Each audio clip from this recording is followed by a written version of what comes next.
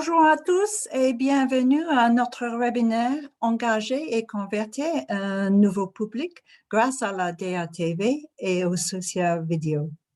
Je m'appelle Gail Cookson et je suis directrice à WPNC.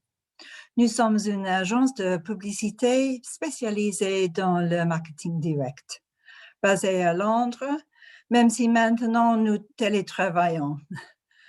Nous travaillons principalement avec des associations caritatives et nous créons, entre autres, des campagnes Direct Response TV et les films sociaux.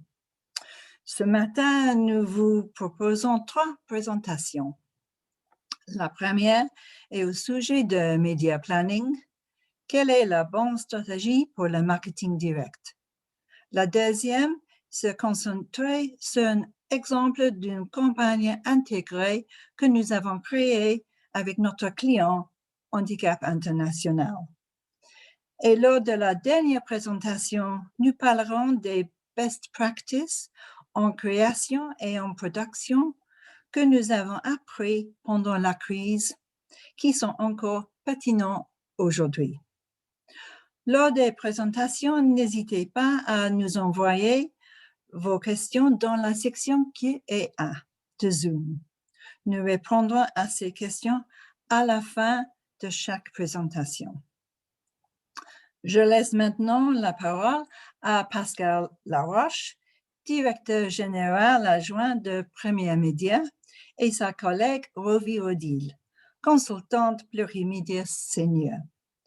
Ils vous exposeront la différence entre le planning média de marketing direct et de marque et vous donneront les clés d'une bonne stratégie média pour une campagne réussie.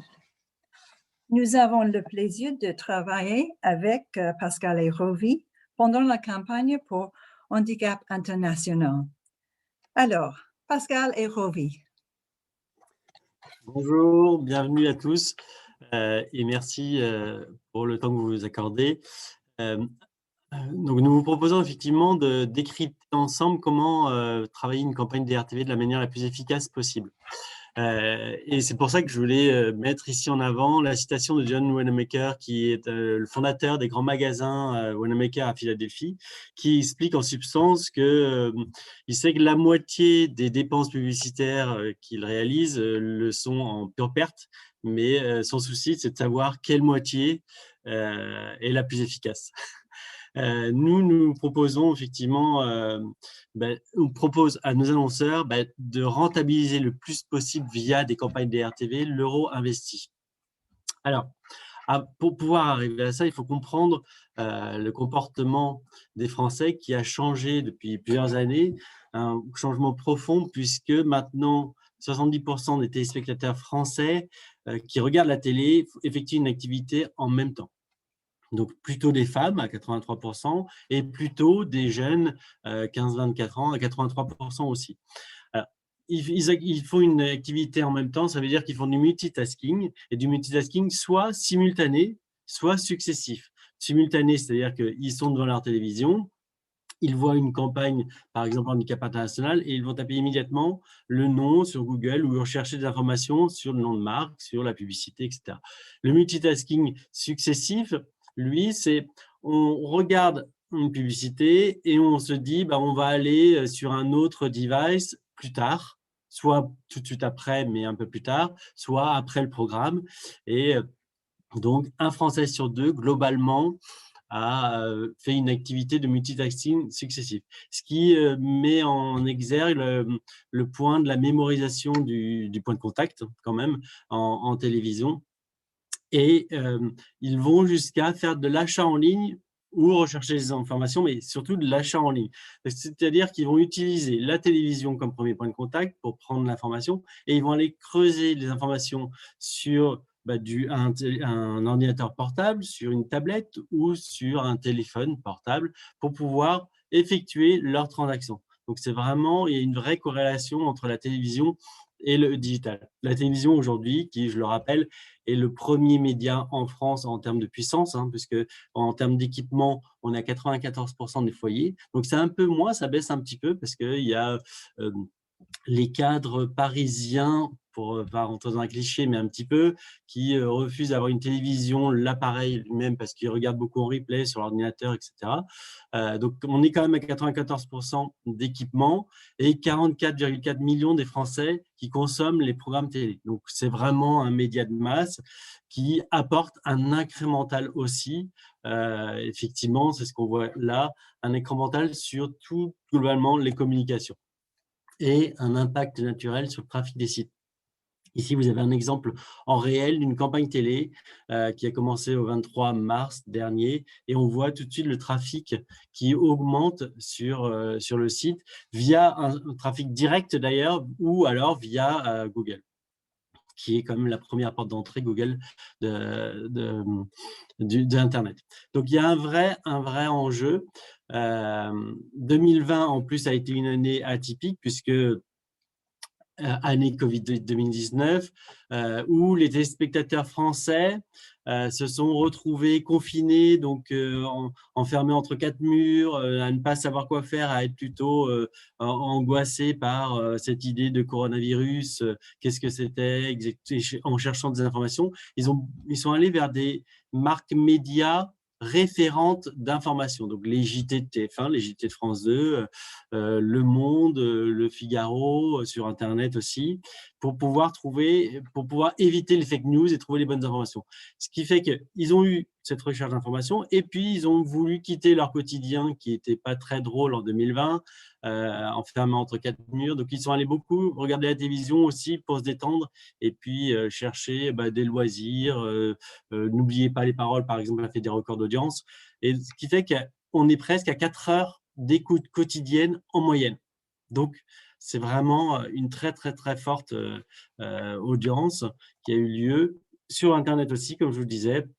Les marques référentes ont explosé. On est à 2h25 de surf par jour et par personne en 2020, donc plus 15% avec des temps de surf qui sont au plus haut moment des confinements.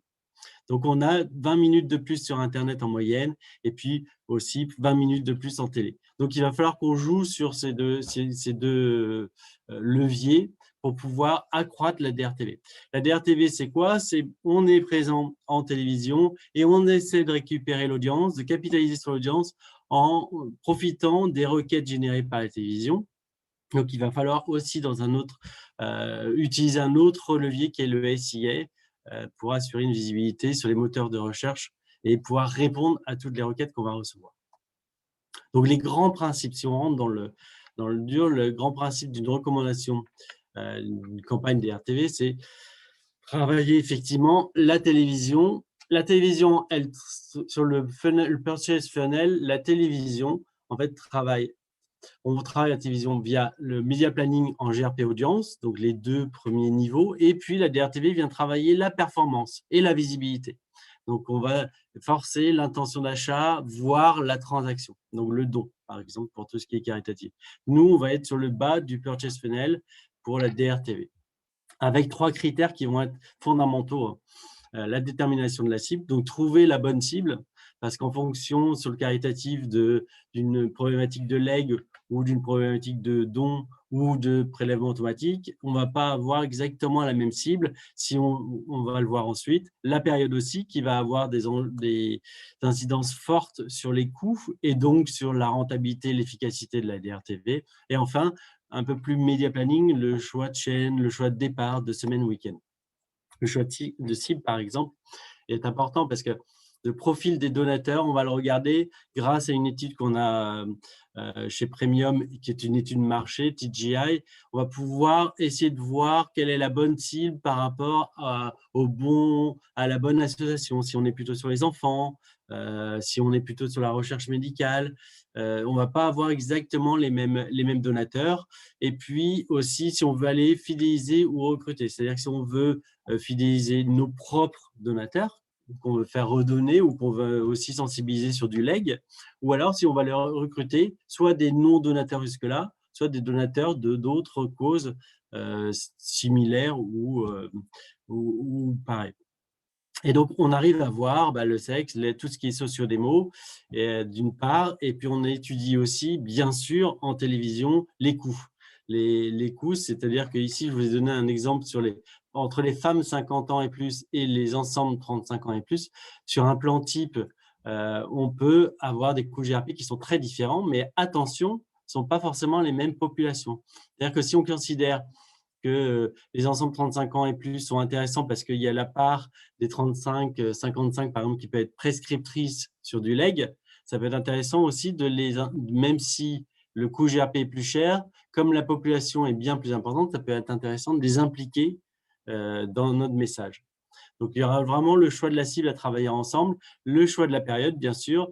Vous le savez, en janvier, février, et puis entre le 14 juillet et le 15 août, sont les périodes creuses en France, en télévision, avec entre moins 20 et moins 30% de coûts au départ, ce qui est quand même pas rien, et ce qui apporte beaucoup à la rentabilité de la campagne DRTV. D'autant qu'on sait que le mois d'août, qui est plutôt un peu plus creux en audience, les moins sur les seniors qui partent moins en vacances, qui restent, qui continuent à regarder beaucoup la télévision, même au mois d'août. Ce sont plutôt les familles et les actifs qui s'en vont en vacances. Et donc, c'est vraiment une période intéressante parce que le mois d'août, les coûts baissent beaucoup. Et enfin, dernier critère, le bon équilibre dans le choix de chaîne. Ça, c'est important parce que vous avez en France, en plus avec ce qui se passe actuellement, TF1 et M6 qui fusionnent, vraiment des chaînes historiques qui sont prépondérantes en France. TF1 est largement leader, va l'être encore plus à l'aune de 2022. Et puis, vous avez France Télé en face, des grosses chaînes donc en affinité, France 2, France 3, France 5, qui donc, ont une puissance instantanée, mais rapportent du trafic sur le site ou des appels, mais qui peuvent de temps en temps être moins qualifiés et donc moins héroïstes. Par contre, les chaînes de la TNT et la CapSat en face peuvent être très précises, très vraiment pointues, type Animaux par exemple, ou Polar Plus, qui permettent d'avoir une audience faible, mais par contre très en affinité. Et enfin, donc il faudra trouver l'équilibre entre ces deux piliers-là. Et puis enfin, le choix de programmes non engageants. Je le dis toujours, c'est clé. Le programme non engageant, c'est quoi? C'est un programme où on se dit, on peut prendre son téléphone pour appeler l'association ou aller sur le site internet. C'est pas grave, on va revenir sur notre télé dans un quart d'heure. On ne perdra pas d'informations. Par exemple, BFM TV qui est la chaîne leader de l'information, qui fait un programme d'information tous les quarts d'heure. C'est pas grave si pendant un quart d'heure, on n'a pas suivi BFM TV, on peut y revenir un quart d'heure après. Ce qui fait que ce sont des chaînes qui favorisent l'appel ou le trafic sur le site. Donc, les règles fondamentales de base de la DRTV, c'est qu'il faut faire une première vague souvent pour pouvoir tester comment notre message répond. Avec une petite vague, avec une sélection élargie de chaînes en première intention, donc on va être assez large dans les choix de chaînes. Et puis, au fur et à mesure de ce qu'on va voir de performance, on va choisir plutôt telle chaîne, plutôt telle chaîne. De la même manière, on va choisir des spots un peu partout, mais plutôt économiques, donc en semaine et en écran de journée. Troisième critère qui est clé, c'est distancer les passages publicitaires d'au moins 20 à 30 minutes pour pouvoir bien les isoler et puis pouvoir bien corréler le passage de la publicité au trafic sur le site. Et enfin, les emplacements préférentiels dans l'écran qui permettent bien sûr plus d'impact parce qu'on a un emplacement premium. Alors, la plateforme Analytics. Donc, du coup, la plateforme Analytics, on va vraiment rentrer un peu plus dans le vif du sujet. Il faut savoir qu'en France, vous avez 3 principaux intervenants qui sont capables de mesurer l'efficacité et l'impact d'une campagne TV. Il s'agit d'Edmo TV, de TVTY qui a fusionné avec Onimetrix en 2019, et puis de Realytics. Dans cette fameuse mesure de l'efficacité d'une campagne TV, il faut avoir en tête que vous avez toujours 2 composants. Vous avez un premier composant qui est la technologie. Donc, les 3 acteurs que je vous ai cités sont propriétaires chacun d'une technologie qui va leur permettre de détecter en temps réel les présences TV. En fait, concrètement, comment ça fonctionne? Les 3 acteurs sont capables de suivre le flux TV d'une 60aine de chaînes TV en France. Et à chaque présence TV, donc présence TV, c'est soit un spot TV classique ou un billboard de parrainage TV. À chacune de ces présences TV, ils sont capables d'attribuer un annonceur derrière. Et ça, c'est vraiment grâce à la technologie de reconnaissance visuelle et audiovisuelle. De l'autre côté, vous avez le trafic sur le site de l'annonceur. Et en fait, on est capable de remonter et d'analyser le trafic sur le site de l'annonceur via ce qu'on appelle des tags. Donc, en fait, on va poser des tags sur le site de l'annonceur. Et le plan de tagage, qui est tout simplement l'ensemble des tags qu'on pose sur le site de l'annonceur, va vraiment déterminer l'exactitude de la donnée de trafic sur le site qu'on va pouvoir remonter derrière. Donc, c'est très bien, hein, on a deux composants, un composant technologie, un composant trafic. Comment est-ce qu'on fait pour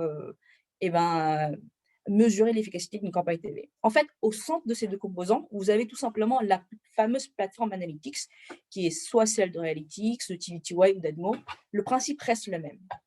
Cette plateforme-là, elle va vraiment permettre de rapprocher les données qu'on remonte d'un côté du composant de technologie et de l'autre du trafic sur le site de l'annonceur.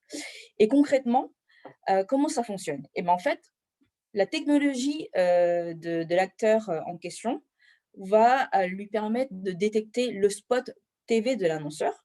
Et à chaque spot qui aura été détecté, on arrivera à lui attribuer un certain nombre de visites sur le site. Alors, sur le visite du site, ça peut être, comme Pascal l'a dit tout à l'heure, ça peut être tout simplement une visite, mais ça peut être un don, ça peut être un téléchargement de brochures de legs, par exemple. Donc, voilà, c'est assez complexe. Et c'est grâce vraiment à ces deux technologies-là qu'on arrive à mesurer l'efficacité d'une campagne TV. Ensuite, là, vous l'avez entendu, je parle beaucoup de plans de tagage et de tags sur le site. Et c'est vraiment très important. C'est vraiment la clé de la réussite d'une campagne DRTV parce que l'implémentation de ces tags va vraiment déterminer l'exactitude des données du trafic sur le site web qu'on va pouvoir remonter. Lorsque vous faites une campagne d'RTV, on préconise de mettre en place tout ce paramétrage d'analytics 2 semaines avant pour vraiment vérifier que tous les tags sont bien posés sur le site et puis vraiment un peu vérifier que les données qu'on va pouvoir remonter sont vraiment exactes. Donc, grâce à la pose de ce tag-là, on va être capable de remonter, je vous l'ai dit tout à l'heure, hein, le trafic sur le site web de l'annonceur, mais plus concrètement, on arrive à remonter ce qu'on appelle la baseline. La baseline, c'est tout simplement le trafic naturel sur le site du client s'il n'y avait pas eu de campagne TV. Et donc, le fait de remonter cette baseline-là, on va également pouvoir déterminer ce qu'on appelle les visites directes. Donc, les visites directes, c'est tout simplement les visites sur le site du client qui sont effectuées dans les 6 à 10 minutes après la diffusion d'un spot TV. Là, tout simplement, on est en train de vraiment mesurer l'impact d'une campagne TV sur le site de l'annonceur.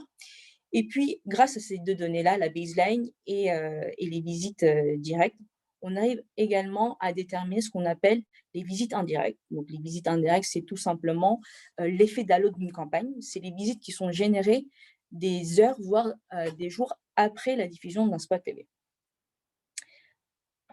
Donc, qu'est-ce qu'on arrive à trouver dans cette plateforme Analytics? On arrive à vraiment déterminer le nombre de visites TV, les générations de leads, les acquisitions, mais également, on arrive à voir les coûts. Combien nous a coûté une visite, combien nous a coûté une conversion, combien nous a coûté un don, un téléchargement de brochure, etc. Là, je vais vraiment vous montrer des screenshots de comment se présente une plateforme Analytics.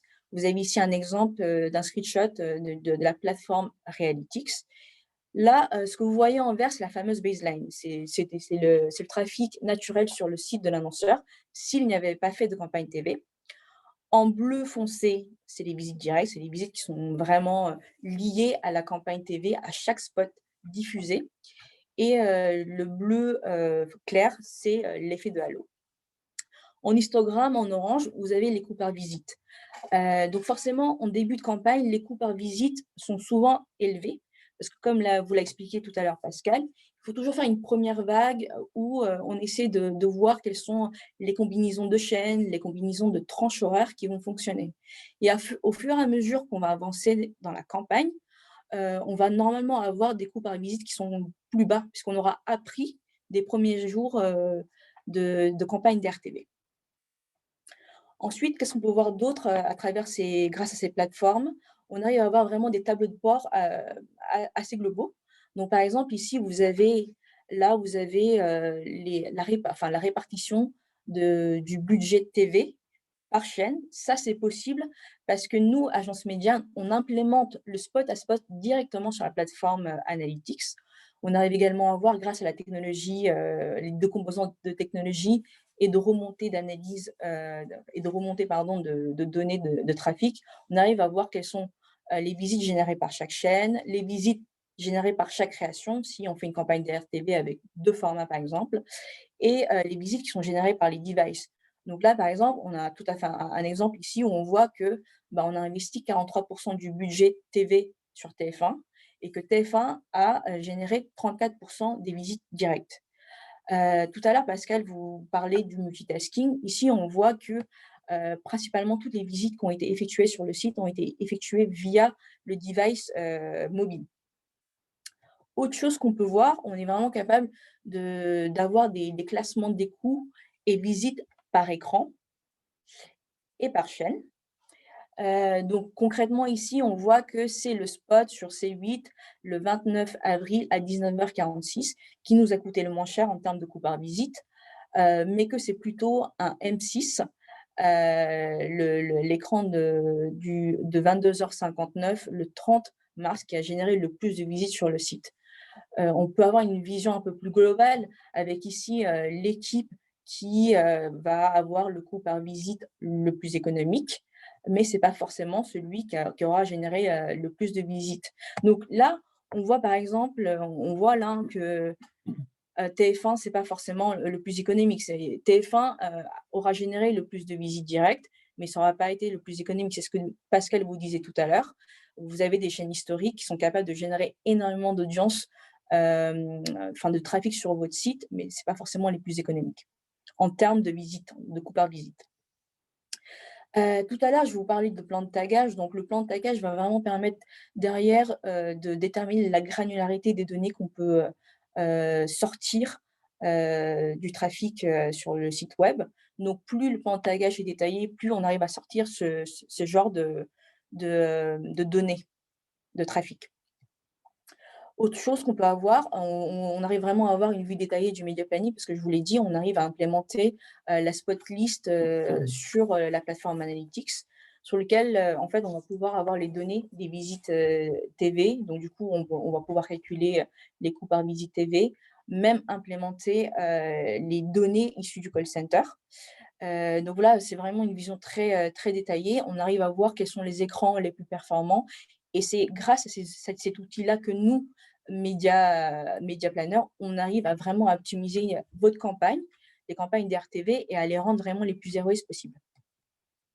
On arrive également à sortir des heatmaps pour savoir quels sont les jours et les tranches horaires qui ont généré le plus de pression, de les mettre en parallèle avec les visites sur le site pour, une fois de plus, optimiser la campagne et la rendre la plus héroïste possible. Et puis ici, vraiment, dernier point, il y a énormément de données qu'on peut retrouver sur la plateforme, une plateforme Realytics. On arrive vraiment à croiser beaucoup de tableaux, donc sortir beaucoup de tableaux dynamiques et sortir ces genres de comparaisons-là. Là, vous avez un exemple de France 24, qui est la chaîne qui a généré le plus de visites sur le site. Mais pour autant, ce n'est pas la chaîne la plus puissante. C'est 0% de GRP sur la campagne. C'est uniquement 1% des dépenses médias. Mais cette chaîne-là aura généré 18% de visites. Donc voilà, ça fait partie vraiment des choses qu'on arrive à sortir grâce à cette plateforme Analytics. Et l'objectif d'une campagne d'RTV, c'est de se servir de ce genre d'informations-là pour toujours, dans le temps, optimiser une campagne et la rendre la plus héroïste possible. Voilà. Est-ce qu'il y a du coup des questions ?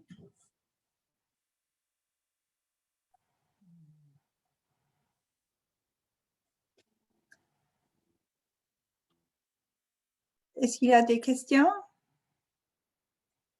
Non, pas de questions. Alors, Pas de problème. Et maintenant, nous avons Célia Catois, chef de projet soutien régulier chez Handicap International, et ma collègue Carole Guillet, directrice de clientèle chez WNPC. Elles vont vous présenter comment développer une campagne poignante et comment s'assurer d'une collaboration réussie. Carole et Célia, bonjour. Bonjour à tous. Alors, je vais partager mon écran.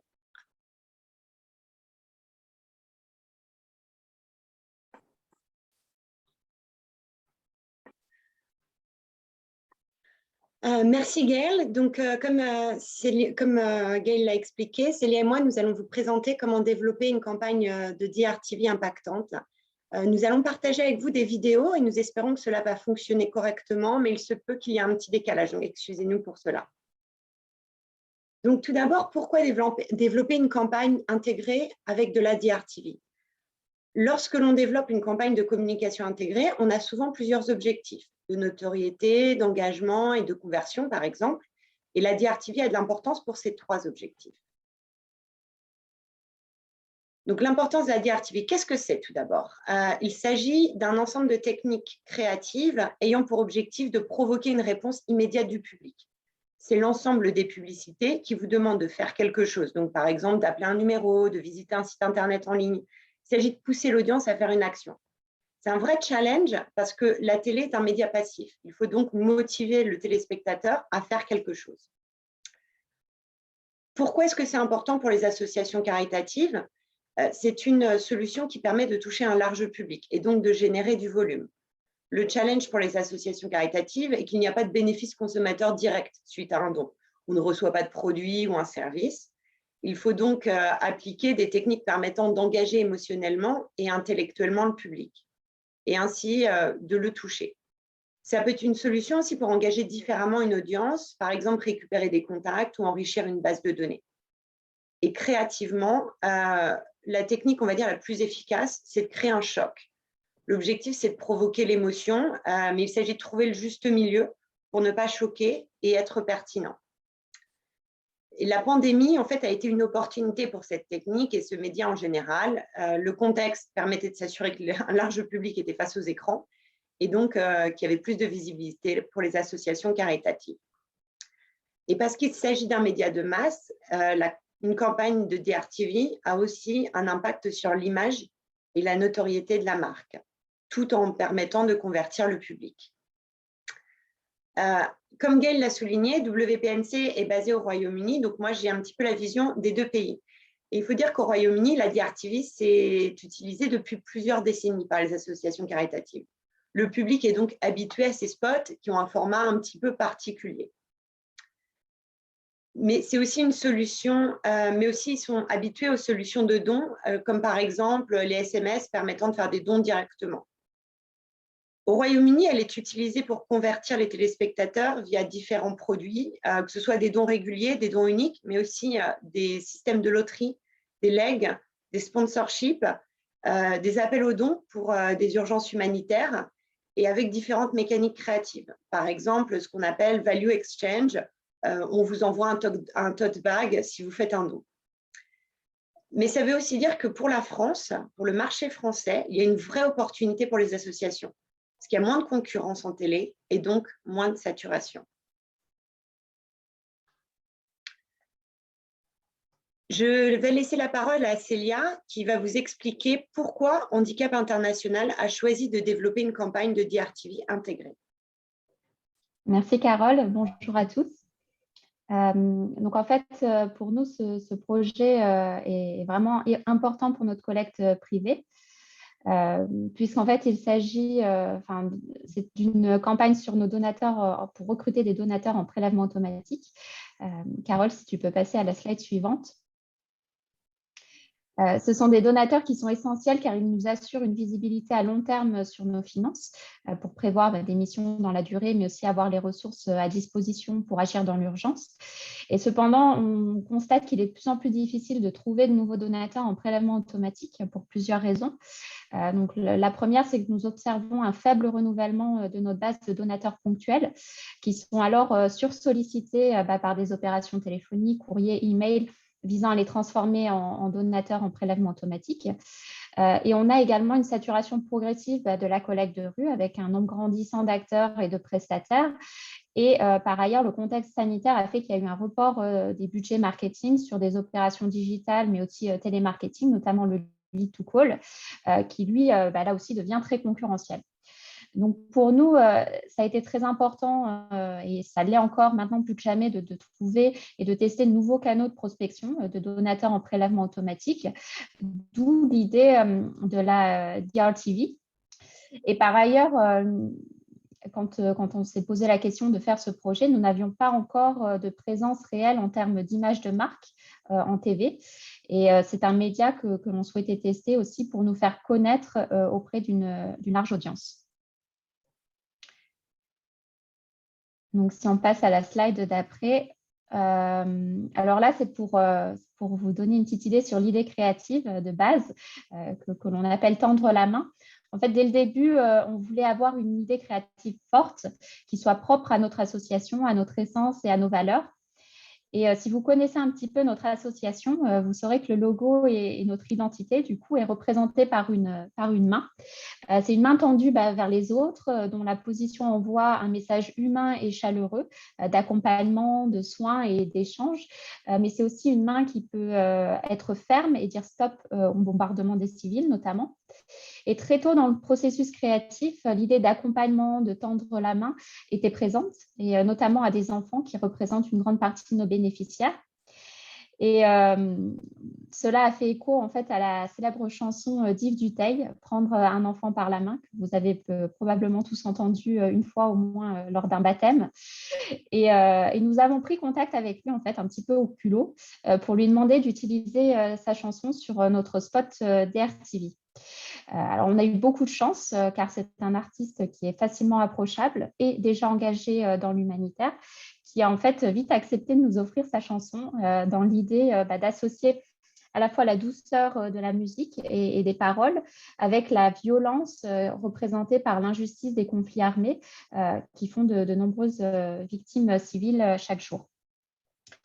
Et donc, cette association en fait, nous a permis d'avoir un concept créatif fort en émotion où on associe un témoignage poignant d'un bénéficiaire Baker. C'est un enfant de 9 ans qui a perdu ses 2 jambes à la suite d'un bombardement à Mossoul en Irak, qui a été renforcé en fait par l'aspect plus tendre, nostalgique de la musique, surtout pour un public de plus de 50 ans qui reste quand même notre cible principale de donateurs.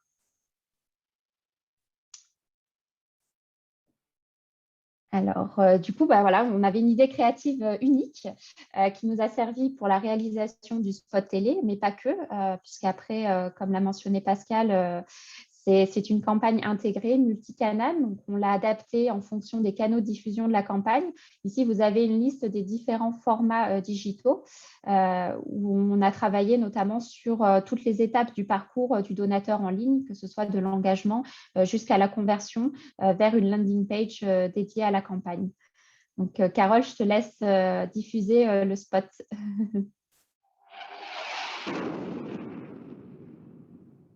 Il jouait avec ses amis lorsque le missile est tombé, tout près. À son réveil, il avait perdu ses jambes. Sa vie était brisée. Les blessures subies par des enfants comme Baker sont dévastatrices. Pour permettre à Baker, mais aussi à des milliers d'autres enfants de marcher de nouveau, Handicap International a besoin de nous. Ensemble, tendons la main à ces enfants. Appelez maintenant le 0805 21 10 10 et donnez 10 € par mois pour nous aider à offrir une prothèse à un enfant qui a perdu sa jambe, pour qu'il réapprenne à marcher. 10 € par mois pour l'accompagner sur le chemin de l'école.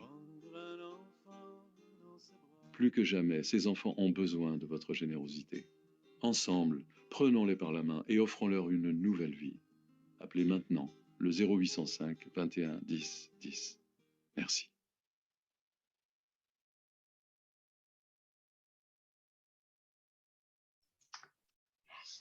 Voilà le spot. Et du coup, si on passe à la slide suivante, on va voir comment on a communiqué autour de celui-ci. Ah une deuxième fois. Donc, on avait vraiment un plan de communication intégré. On a fait le choix de diffuser d'abord cette campagne sur une période test de 2 semaines. Donc du 15 novembre au 29 novembre.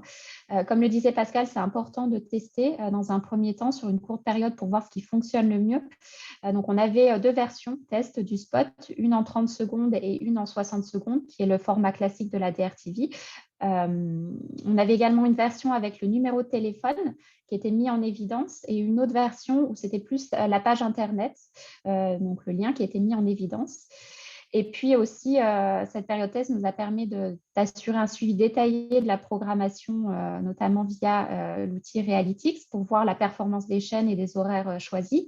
Donc, c'est généralement une diffusion en journée pour diminuer les coûts et également sur des chaînes thématiques, bien que nous ayons eu déjà un test sur des chaînes du groupe France Télévisions. Et donc, dans notre plan de communication, on a inclus des relations presse, déjà pour informer qu'Yves Dutheil devenait ambassadeur de Handicap International dans le cadre de cette campagne, sous la forme d'articles dans la presse, mais aussi d'interviews radio. On a également prévu différentes communications, email et courriers à nos donateurs existants pour les prévenir en avant-première de la campagne. Et bien entendu, nous avions toute une campagne digitale sous la forme de vidéos et de posts Facebook, ainsi que la diffusion du spot télé en format 30 secondes sur les chaînes de streaming et de vidéos à la demande. Donc, tout cela redirigé sur 2 supports principaux de la campagne, le spot télé, mais également la page Internet de la campagne, où là, c'est important qu'elle soit facilement trouvable. Donc, on a opté pour une URL simple et courte, mais également d'avoir une campagne Google AdWords en parallèle pour que les mots-clés que les gens pourraient chercher renvoient sur la landing page et donc le module de don associé. Donc, ces 2 supports, en fait, sont vraiment complémentaires, envoyant les personnes qui le souhaitaient vers un centre d'appel externe et sur le module de don dédié. Donc, on est vraiment satisfait parce qu'on a atteint nos objectifs en termes de nombre de nouveaux donateurs en prélèvement automatique.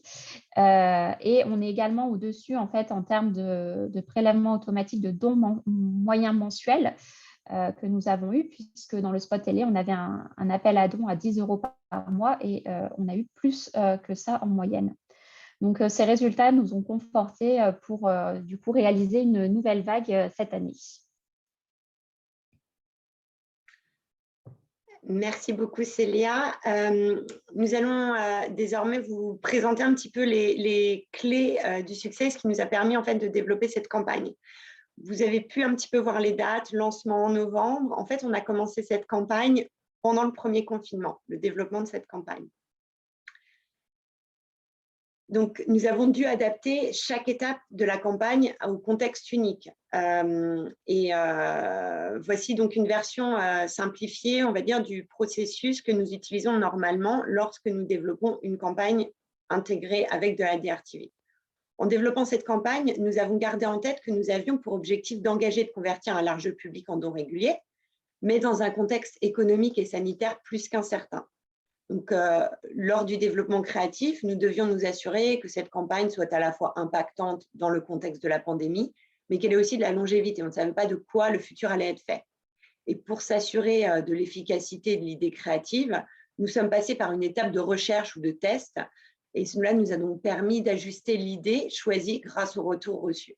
Je donnerai plus de détails sur cette étape dans le prochain slide. Nous devions aussi prendre en compte les contraintes liées à la pandémie. Les idées créatives présentées avant la crise, pendant le pitch, ont dû être adaptées et nous avons dû nous assurer de la faisabilité des concepts. Donc, par exemple, nous devions à l'origine demander à des équipes de handicap international sur le terrain de tourner des images dans différents pays. Ce fut impossible à cause de la pandémie. Nous avons donc utilisé des images existantes et adapté les idées en fonction. Nous avons aussi pu tourner avec Yves Dutheil, comme vous avez pu le voir, mais avec une équipe très réduite, et nous avons choisi de filmer chez Yves Dutheil directement. Donc, lors de la production, nous nous sommes assurés que les gestes barrières étaient respectés. Et afin de limiter le nombre de personnes lors du tournage, nous avons par exemple organisé un Zoom pour la réalisatrice qui est basée au Royaume-Uni, qui fait partie de l'équipe de WPNC, et pour qu'elle puisse diriger l'équipe.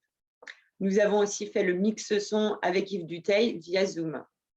Et au final, Célia et moi, nous avons travaillé pendant 7 ou 8 mois ensemble et nous ne nous sommes jamais vus en chair et en os.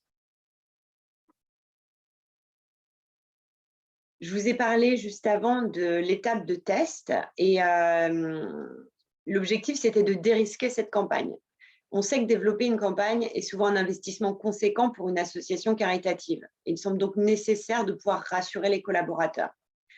À WPNC, on a donc établi un processus de test qui permet de choisir la meilleure idée créative et de la comparer avec une publicité ayant déjà été diffusée en France et ayant d'excellents résultats.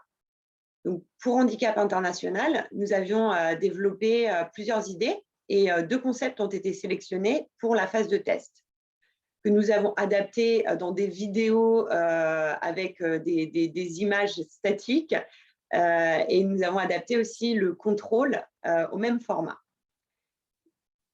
Ces vidéos ainsi qu'un questionnaire ont été présentés à un panel de 2250 personnes qui ont été sélectionnées à partir d'éléments démographiques que nous avions définis ensemble.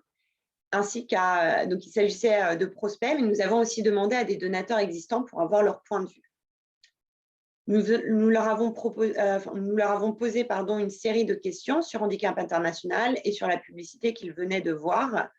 Et nous avions pour but de comprendre l'image de Handicap International, de sélectionner l'idée créative la plus pertinente pour les audiences et comparer sa performance avec le contrôle, d'identifier les modifications susceptibles d'améliorer cette performance, de comprendre aussi les barrières et les motivations des audiences et d'identifier de nouvelles opportunités.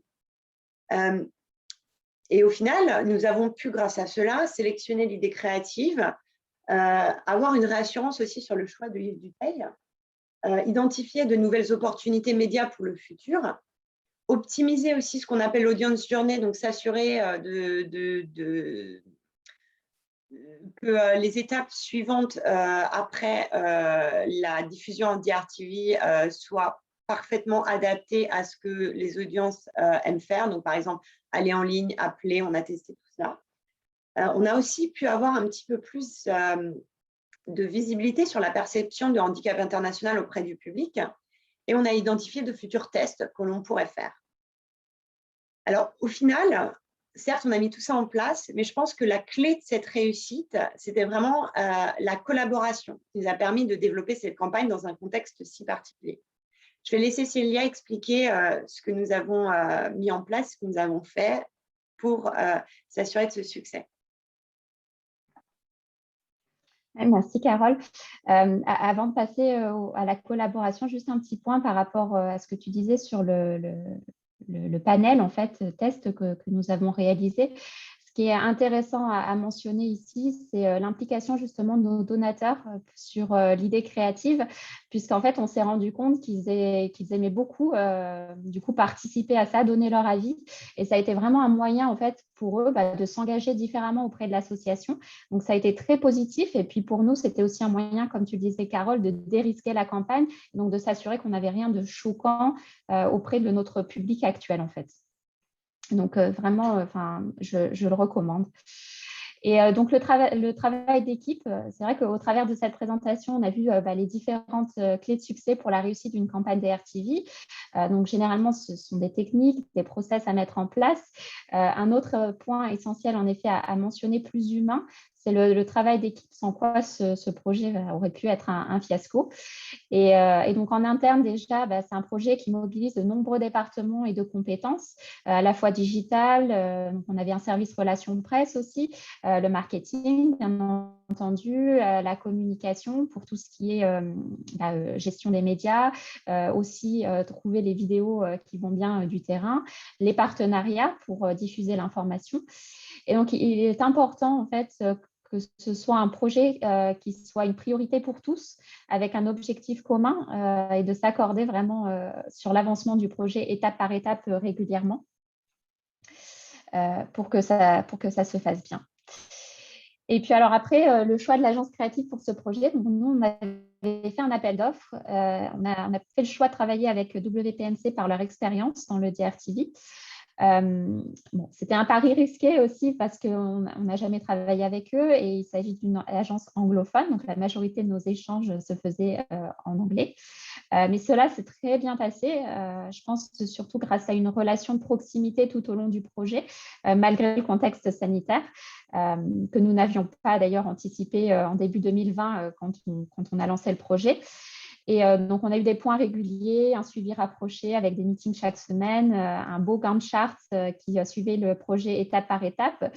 Et WPNC a vite été capable en fait, de comprendre notre origine, qui nous sommes, d'où on vient, et d'avoir cette flexibilité en fait, pour accepter que nous menions l'idée créative, tout en apportant l'expertise que nous n'avions pas sur l'outil de DRTV. C'était vraiment un tout nouveau projet pour nous. Et aussi en prenant en compte les contraintes liées au contexte sanitaire, donc notamment le fait qu'on ne puisse pas réaliser de tournage et donc de faire au mieux pour réutiliser la matière que nous avions vidéo déjà existante chez nous. Alors après, on a eu aussi, bien sûr, d'autres agences externes impliquées, donc Premium, qui a été notre agence média avec qui nous n'avions non plus jamais travaillé, et Cali Contact, qui là est notre agence historique de télémarketing. Donc, la collaboration entre ces agences est aussi cruciale pour le succès du projet. Nous avions d'ailleurs directement mis en contact l'agence média, l'agence télémarketing ainsi que WPNC afin de leur permettre d'échanger entre eux et d'être impliqués à chaque étape du processus, même dès le début de la recherche et du choix des concepts créatifs. Donc, au final, ça vraiment nous a permis de nous sentir réellement tous engagés, impliqués dans la campagne et de vouloir le meilleur en termes de résultats. Donc, les scripts d'appel étaient alignés avec l'idée créative, les formats recommandés en digital et le mix média étaient optimisés et aussi de piloter vraiment la plateforme d'appel en temps réel par rapport aux horaires de diffusion qui changeaient constamment en fonction des opportunités, mais également des changements de dernière minute de programmation. Donc, il fallait être réactif et je pense que cette facilité de travailler ensemble a beaucoup aidé au succès de cette campagne. Et puis finalement, on a eu la collaboration avec Yves Duteil aussi qui s'est faite simplement. Un gros avantage, c'est que nous n'avons pas eu à passer par un agent. Donc, nous avons eu un premier rendez-vous de présentation en présentiel. Et puis, comme l'a dit Carole, les échanges se sont faits principalement par téléphone et visioconférence pour l'organisation du tournage de capture d'images, de vidéos. Chez lui, avec Maria, qui coordonnait ça en visio depuis Londres. Et puis, le mix son final du spot qui est réalisé normalement dans un studio, qui là s'est fait en visio, à distance. Donc, personnellement, j'étais ravie d'être associée à ce projet qui a montré que nous sommes tous capables d'une grande agilité en temps de crise. Et donc, j'en profite pour remercier aussi les différents contributeurs grâce à qui aujourd'hui nous avons une belle campagne DRTV. Merci beaucoup, Célia, et merci à toi. Tu sais que je suis très, très fière de ce projet. Donc, le plaisir de travailler ensemble est partagé. Je viens de regarder la section Q&A. Il ne semble pas qu'il y ait de questions. Est-ce que vous voulez poser des questions spécifiques sur la présentation? N'hésitez pas s'il y a la moindre question. Je laisse 2 minutes pour que les gens aient le temps de taper.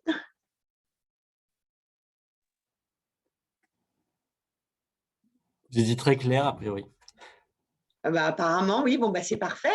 C'était parfait. Écoutez, merci beaucoup pour votre attention. Je vais repasser la parole à Gail et je continue de monitorer la section Q&A si besoin. Bon, merci bien Célia et Carole. Et maintenant, la dernière présentation, nous avons Maria Phillips. Maria est directrice de création et responsable du département TV et vidéo chez WPNC. Elle partagera son expertise, c'est la façon de créer des contenus de DATV et des vidéos percutantes dans un monde post-pandémique. Je suis désolée, mais la présentation de Maria se fera en anglais.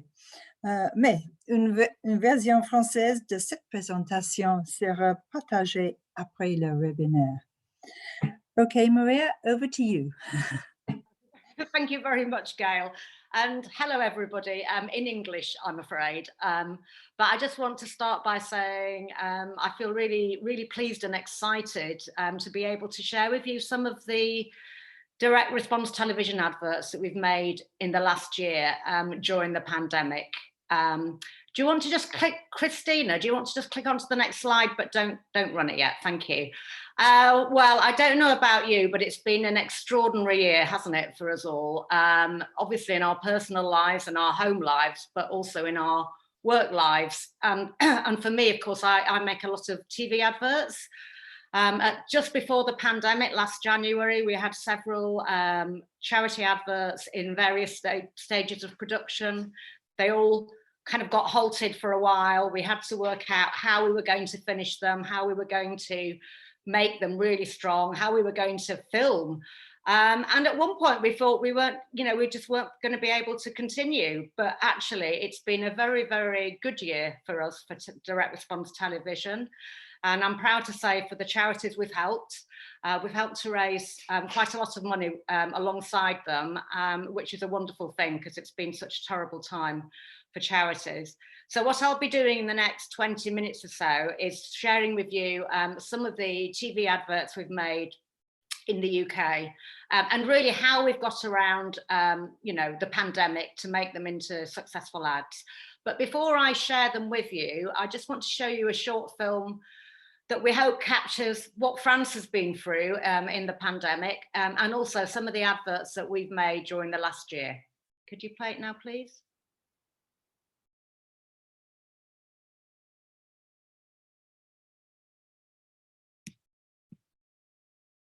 I think you're on mute. Christina? Parce que dans cette région, le taux de reproduction du virus vient de repasser en dessous de 1. En Île-de-France, PACA, Corse, Occitanie... À d'autres régions, une quinzaine de départements dépassent actuellement le seuil d'alerte de 254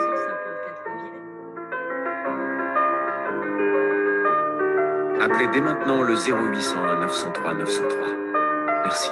Every 3 seconds, another girl is forced into child marriage and to give up her dreams.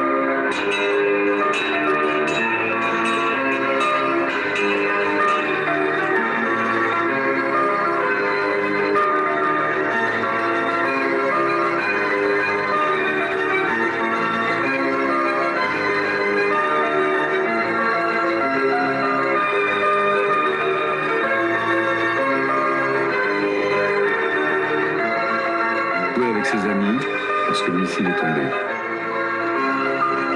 Pour permettre à Becker, mais aussi à des milliers d'autres enfants de marcher de nouveau, Handicap International a besoin de vous.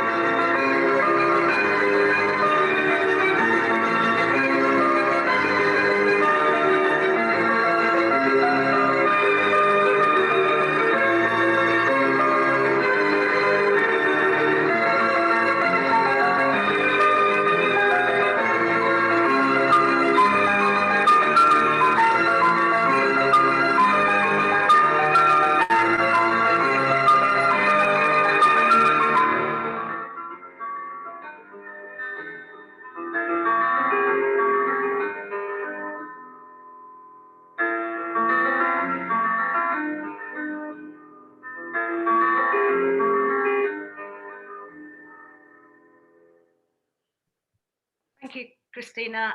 Next slide, please. So we'll be sort of dipping into some of those adverts that you've just seen, and I will explain a little bit more about how we made them and the challenges that we faced. So yes, apologies, first of all. I am terribly sorry. I don't speak French. So the rest of my presentation is going to be in English. But as Gail said, we will have, we've got the French language slides that will be sent on to you. And also, we've done some quite useful sort of hints and tips that if you're thinking about TV right now or online videos right now, and you're still having to get around some of the problems that we face because of the pandemic, hopefully there'll be some really useful advice for you in there. I didn't want to go through them in great detail today because as a creative, I much prefer to show films than to go through slides and list some things. So you'll be able to look at those at your leisure afterwards, and any questions or anything you can always email us. So let's get going. If you could move on to the next slide, please. So I just want to sort of remind you that of the very simple principles that we've always applied for direct response television, certainly at WPNC and in the UK. And these principles have not changed over the years, and they haven't changed during the pandemic. So nothing has shifted. So we call it heart, head and hand. Just a very simple way of expressing the 3 key elements to any direct response television ad. And heart, of course, is all about emotion. TV is a very, very emotional medium. And it's very important to move people, to get them to take action and to give to us. We have to make them feel emotion.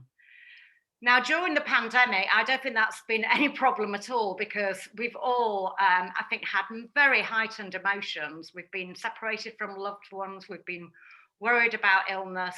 We've all felt incredibly emotional.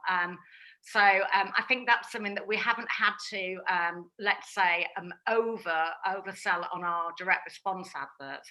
However, what's really important is that we get the balance between the emotion and the rational reason for giving, which is what we mean by head. Because we need people to really think about why they would give to your charity. And I think, you know, in the last few months, and I imagine going forward into the next few months, that's just as important. There's so much on the news at the moment. You know, everybody's incredibly distracted by what's going on around us. So we have to work really, really hard at getting people to think, why us, why our cause? And one of the techniques we've used in the last year very successfully, and you'll see in some of the ads I'm about to show you, is, and actually we had that in the previous story that you've just seen with Handicap International, which is we use a spokesperson. It provides cut through, it provides a personality for the organisation. And it really seems to help in terms of getting people to respond. So that's been a really successful technique we've used over the last year, and we'll show you some examples in a minute. And by hand, we mean about getting people to take action, to do something now. Now, clearly, with the pandemic, we have a very good reason for people to respond now. A lot of charities in the UK, and I'm sure the case for you in France, it's been a very difficult year in terms of fundraising. A lot of events cancelled. You haven't had the same funds. So it's getting that sense of urgency across, which is really, really important. In the UK, mostly our adverts have been cash asks, which I know in France you give regular giving. We have done some successful regular giving ads actually, and they've worked very well as well, but it's important to get that sense of urgency across even in those. We'll be looking at some examples ahead. Thank you very much. Next slide. So all those principles are still the same, but we're making ads in a slightly different way, certainly when we're actually filming. So I just wanted to show you some screen grabs from my phone, actually. So this was taken 3 weeks ago, so hot off the press. We haven't finished the edit yet, but it was an advert we made for a legacy television ad in the UK. And by the way, increasingly, we're doing more and more legacy DRTV adverts. We're getting really good results for clients with them, which is great. This advert wasn't about the pandemic. It had no kind of mention of it. This is an advert that needs to last for several years ahead. And it needed to be filmed. It was a really ambitious shoot, actually. It involved a set, it involved actors, it involved elderly actors, because it's a legacy TV ad. And of course, you know, with the elderly, there comes extra concern, if you like. We need to make sure they're protected and they have their vaccinations. and we also need to make sure that we sort of keep our distance. But what makes it really interesting is that it kind of shows you how basically Zoom has become, which we're all on now, it's become quite an amazing means of kind of making a TV ad or taking part in a TV advert. So we've had several examples this year where the clients and the agency and myself have actually been watching the the filming unfold on Zoom. And actually not just watching the filming unfold, but we basically get keyed into the camera, as you can see. And basically we're getting the view of the camera exactly from our own laptops or our own computers. So in some ways it can be frustrating because you're not actually on the set, but in other ways it's wonderful because you're seeing every single shot. You're not just getting some of the shots, but not all of the shots. So it's an interesting experience. I was very lucky to be able to go on this shoot. I was the only representative from the agency and the clients. I work quite closely with the director. In fact, Christine, can you just press on the third one along, please? The one that's got the little mini film. Thank you. So that just shows you, I was just filming it. So I had my laptop there because I wasn't allowed in the same room where it was being filmed. So I was watching it on my laptop in the next room to where it was being filmed. And as you can see above, the clients were all watching it through their laptops. So I was getting feedback from them on the filming, and I was then going and chatting to the director and feeding back their feedback. It worked really well, actually. It was a really good way of doing it. I'm not sure how much longer we will have to continue doing it. But I guess it means that sometimes when you're filming in faraway locations or overseas shoots, which we do a lot of, you don't need to be there to help control the shoot and to see what's going on. So if we can move on to the next slide, please. But really what I wanted to do now was sort of take a step back and just talk to you about the various ways that we've produced really hardworking direct response television adverts during this time of the pandemic. And we'll go through them in a little bit more detail, but it's everything from taking existing footage, most of which is pre-COVID, but you add a new script and you slightly amend the edits. Right through to what you've just seen, which is a really ambitious shoot involving actors and larger crews, which are possible, but they do need careful planning. I don't know about the restrictions in France, but we have very, very strong restrictions for all our filming in the UK at the moment. Really, really big legislation, and we've had to plan it well in advance. So I'm going to take you through these with examples. So if you can click on the next slide. Before you play that, I'll just explain each one. So this is an advert that we produced for Plan International. I don't know if you have Plan in France. They are a child sponsorship organisation.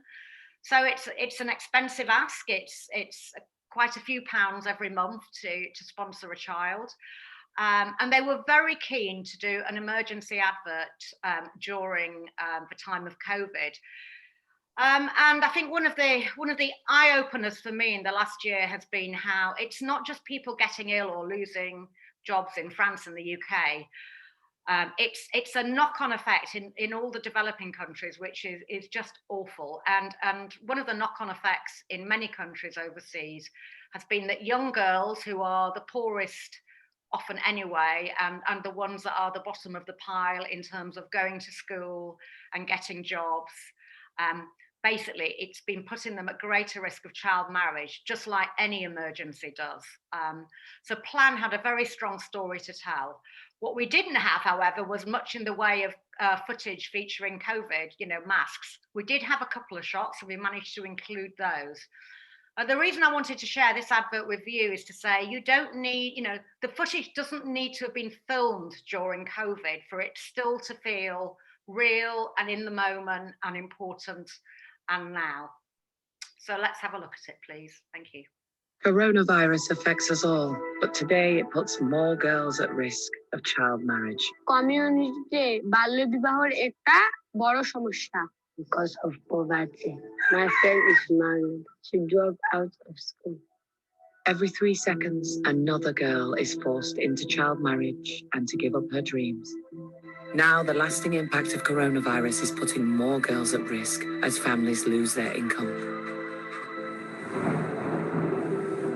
We know from experience, after disasters and health emergencies hit poor communities, more girls are pulled out of school to marry.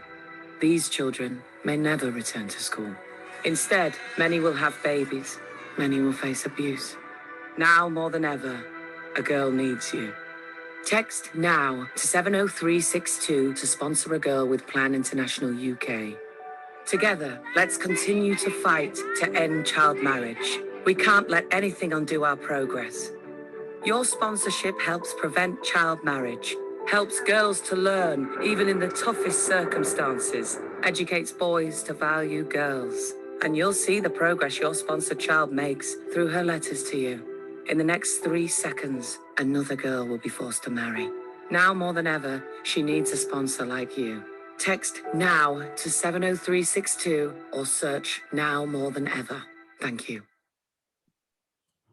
Thank you, Christina. So that was an example of an advert that featured footage from lots of different sources, existing TV adverts, also footage that was filmed in the field by plan workers.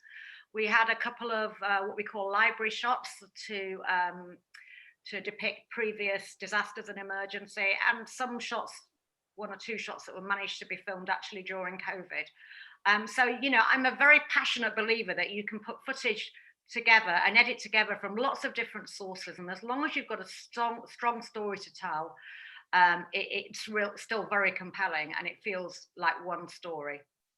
Can we move on to the next slide, please? Thank you very much. One of the most pleasing discoveries we've made with direct response television during the last year has been that for those clients who basically have a very successful DRTV, let's say control advert that's worked for several years, you don't need to start all over again. And what we've done with several clients in the last year is that we've created what we call a top and tail for a control advert. And essentially, it's a filmed beginning and ending by somebody who can speak passionately about the cause and talk about it during the time of COVID. But the edit remains pretty much the same. The example I'm going to show you now is for a charity in the UK called Sense. It's a wonderful charity. It helps deaf-blind people and children, and they're amongst the most vulnerable people that we work with. So there was not any chance of us going in and filming and doing a new advert. So we took the basic edit from our control advert, and we asked a really wonderful, passionate lady who works at Sense, who works directly with the children. And we asked her on her phone to film the opening and the ending. And then we slightly amended the voiceover throughout to make it up to date with COVID. But the footage, the visuals that you see existed before. We added new captioning and the revised voiceover. So it's a very cost-effective way to produce what looked like a new advert. Can you play it, please? I'm reaching out to you this Christmas to ask you to support the amazing children and families I work with. Many of the children and young people are deaf-blind. They already face huge challenges, but since the pandemic struck, life is even harder. And sadly, this Christmas is no different. They've lost so many of the simple things that make them feel connected to the world around them. Will you help us be there for a child like Elliot this Christmas? Elliot was born deaf-blind. Imagine how hard this Christmas is for children like him. Our playgroups remain shut, and we can't run our Christmas events that the children love so much. But with your support, we can still reach out to them through our virtual groups and our one-to-one support.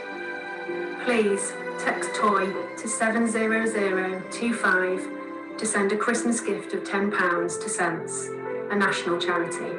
Sensory toys and our support are so important to children like Elliot, making them feel less isolated, more connected to the world around them, and bringing more smiles to children like Elliot at Christmas. This is so much more than just a toy. This Christmas, our support has never been more needed. So please, Will you add an extra special gift to your present list? Text toy to 70025 today. Thank you. Thanks, Christina. So yeah, she filmed that on her phone, and we worked on a basic script with her, but we wanted it to feel very much her own words. So she changed her words a little bit. And I think it really comes across how much she felt about the cause. If we can move on to the next slide, please. So we work with Médecins Sans Frontières, a charity that hopefully you're all very familiar with. They are an amazing charity, as I'm sure you know. They work incredibly hard in the field, literally saving lives. And obviously, because it's a medical charity, there is a very close connection to what's been going on the last year with COVID and vaccinations. And the UK part of MSF that we work with, I have to say, they were very swift to respond to the pandemic.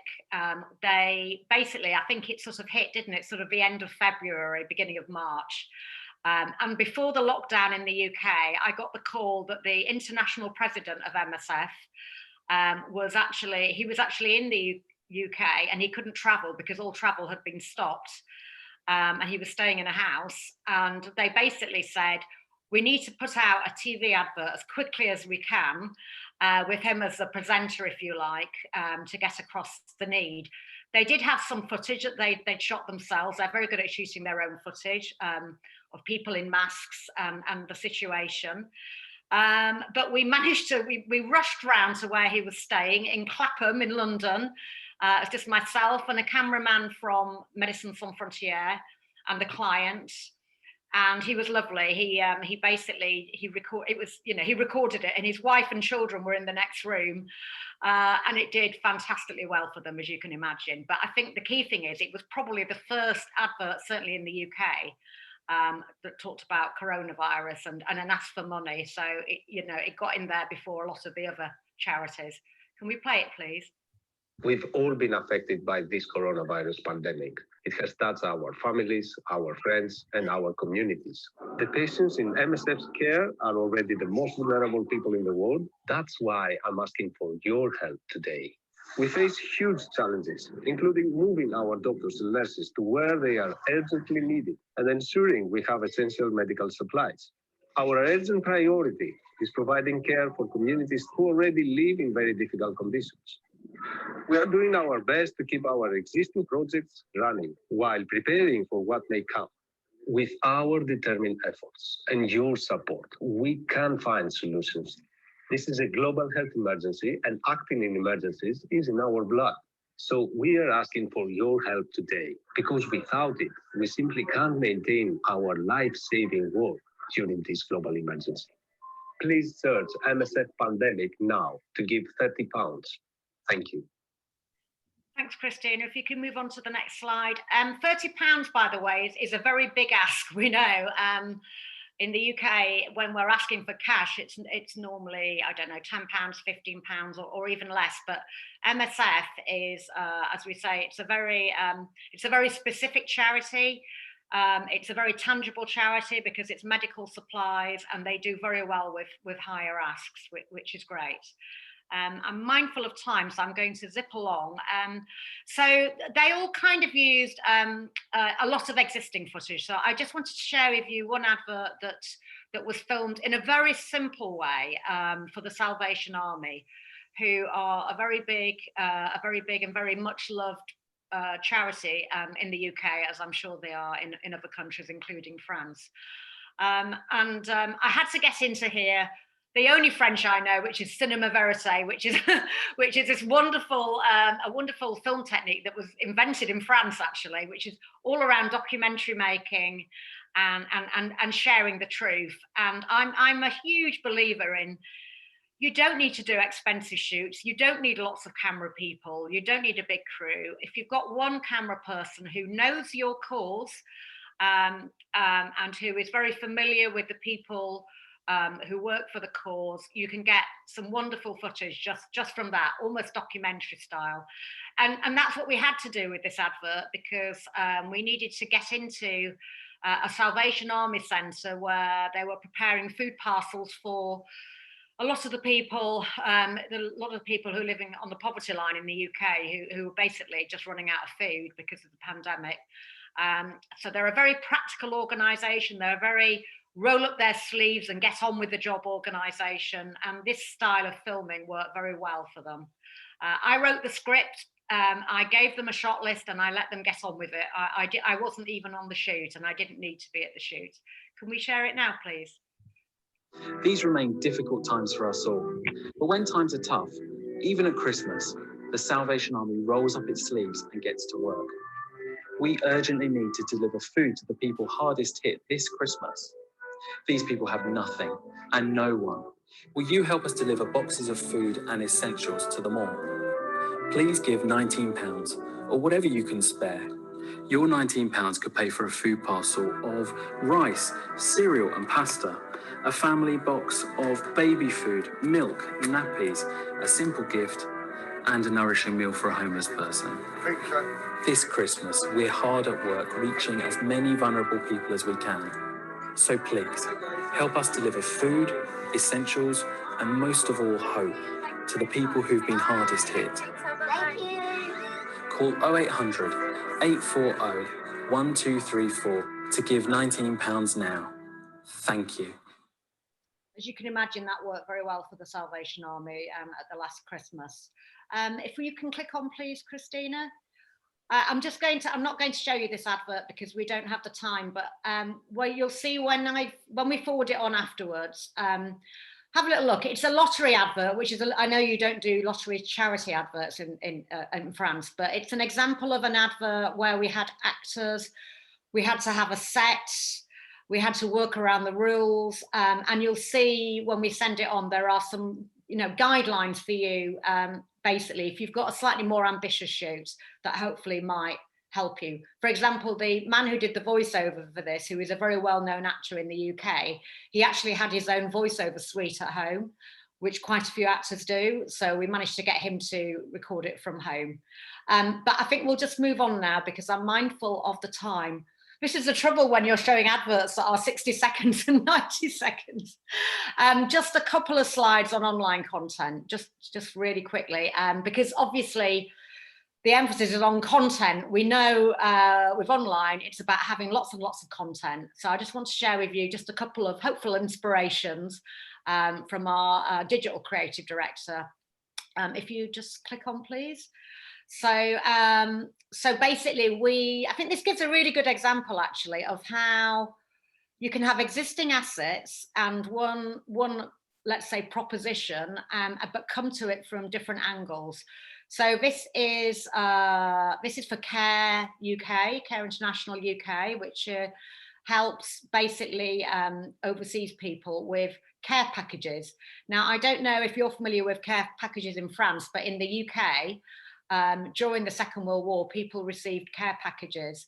So what we were trying to do with these online videos was to connect the memories, if you like, of what it was like to receive a care package in those days versus people still need them today because they still work with refugees. So if you just click on the top left, please, and I'll just talk over it as you play it. So with this one, we used footage from during the war, library footage, and then we connected straight away to Yemen as it is. Then we had some wonderful footage from Care with the food packages. We used a little bit of that, then a little bit of animation to say, these are what we're giving now. Help us send a life-saving care package.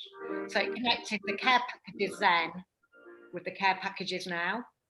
Okay, and then if you go to the one next to it on the right-hand side, please. Oh, sorry, the one on, yeah. So this, yeah, thank you. This one is basically all about memories. What were your memories? And again, it connected with the child of the Second World War.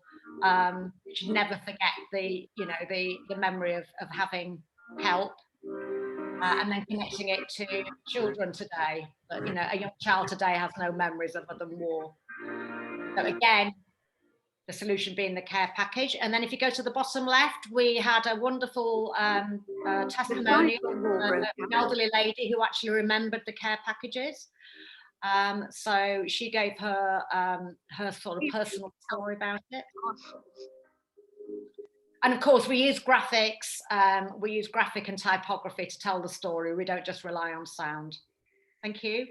And then if you close that one, and then if you go into the other one, Love It, Hate It. This was one we just tried, which was, let's have something like a corned beef tin.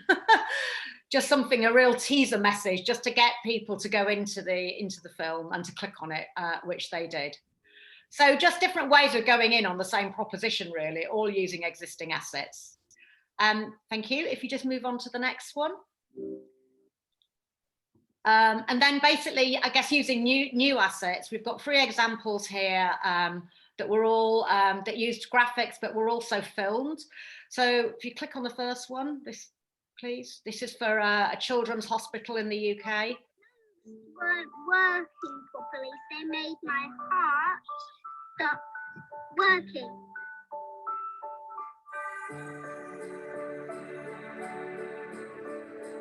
So effects, the child speaking. I think we were lucky enough to have a camera person actually at the hospital there to film that, which was a luxury. The next one, if you click on it, is a lady who... This is our second Christmas without Tom, but he will always light up our lives. The nurses were incredible. They cared for our whole family. Please help Princess Alice care for someone else in our local community by supporting their Light Up a Life appeal this Christmas. So that was used entirely by her filming on her camera phone, and the home movies from the family and the stills, and it's really powerful and really emotional. And then the final one is an example, I guess, of user-generated content. So let's just have a quick look at that. This is our legs out, back together again.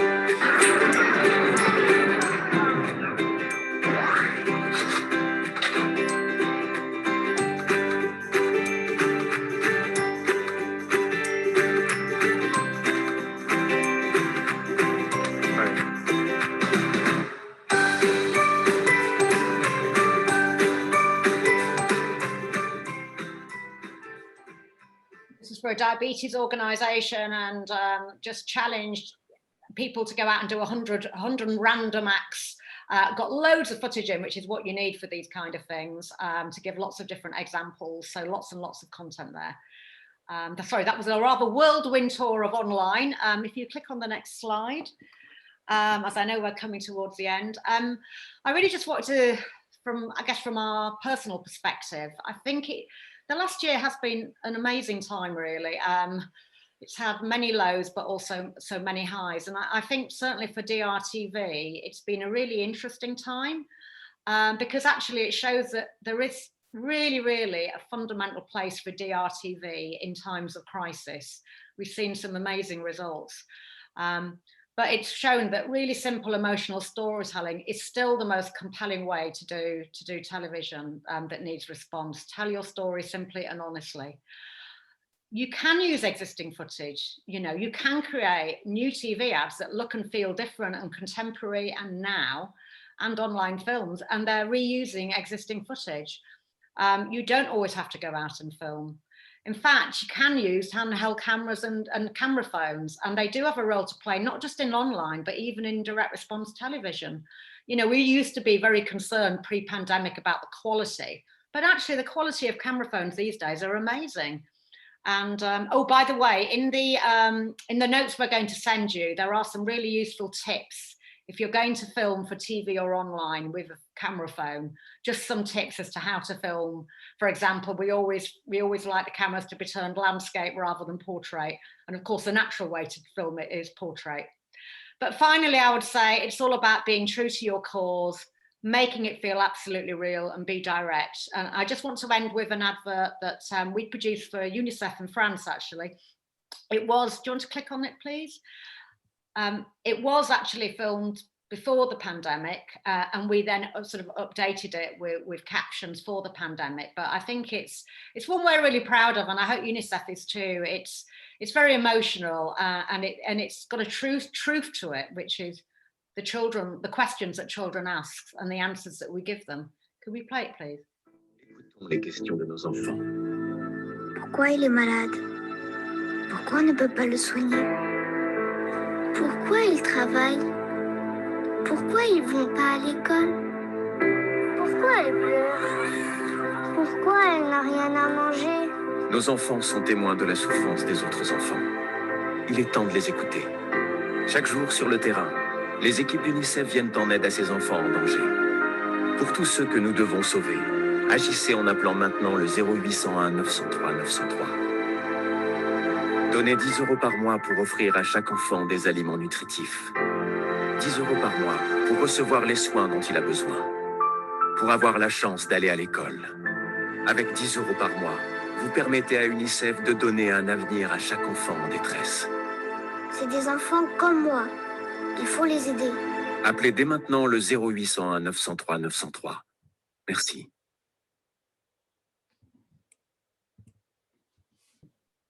So that's it from me, unless you have any questions. I hope I've inspired you to go off and make your own TV adverts and online films. I can't see any question, Maria. Je ne pense pas qu'il y ait de questions. N'hésitez pas à nous les partager maintenant si vous voulez en savoir un petit peu plus sur ce que Maria vient de vous expliquer.